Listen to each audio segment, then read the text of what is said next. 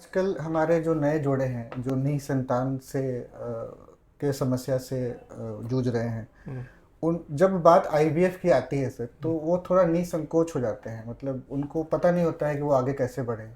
तो सर इसके चरण कैसे हैं, मतलब इसके प्रोसेस क्या होते हैं ताकि उनको ये पता चल सके कि इसमें हम आगे कैसे बढ़ें? मैं बड़े आसान शब्दों में आपको बताता हूँ। जी सर। ये एक चरणबद्ध प्रक्रिया है, जी। जिसमें कि सबसे पहला क्या होता है कि जो महिला जी। महिला होती है, उनकी सारी जांच होने के बाद जब पता चलता है कि इनके अंडाणु हैं, इनके बन सकते हैं, सारे रिपोर्ट्स को देखने के बाद, तो हम उनको उनके अंडाणु बनाने और उनको बढ़ाने के लिए, जी। नंबर्स बढ़ाने के लिए जी हम उनको पर डे स्टिमुलेट करते हैं, जी सर। हार्मोनल इंजेक्शन लगाते हैं। ओके। ये जो प्रक्रिया है करीबन 9 से 12 दिन की प्रक्रिया है, जिसमें कि उनको स्टिमुलेट किया जाता है। स्टिमुलेशन उनका करवाते हैं।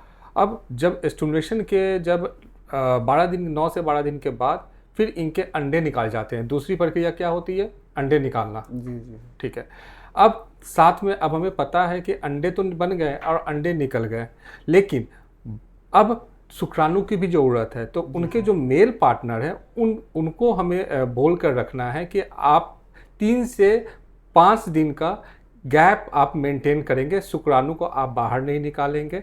3 से 5 दिन का गैप मेंटेन करने के बाद उनसे हम शुक्राणु लेंगे, क्योंकि जिस दिन अंडाणु निकलते हैं उस दिन जब शुक्राणु ले रहे होते तो उससे पहले भी शुक्राणु की जांच हो गई रहती है, जिसमें कि हम उनको बताते हैं कि आपके शुक्राणु की क्या स्थिति है। जब स्थिति सही होती है तभी उन्हें हम बोलते हैं कि ऐसो अंडाणु वाले दिन, जिस दिन अंडाणु निकालेंगे उसी दिन ऐसो आपके शुक्राणु भी लेंगे।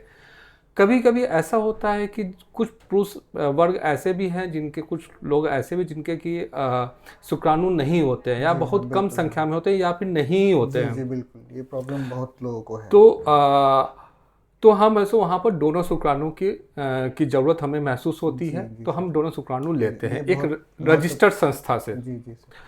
अब तीसरा जो आता है कि अब अंडाणु भी मिल गया और शुक्राणु भी मिल गया। अब इन दोनों को लेकर हम मिलान करते हैं और फिर हम भ्रूण बनाने की प्रक्रिया में जाते हैं। जी। तो ये हमारा तीसरा प्रोसेस हो गया।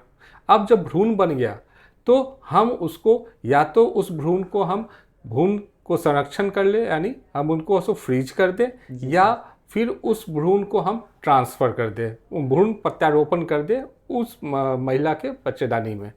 ठीक है। तो ये क्रमबद्ध जो 4 चरण हैं, जी सर। जिसमें कि ये पूरा जो आईवीएफ फील्ड है वो उस आईवीएफ जो होता है ये इसमें घूमता है।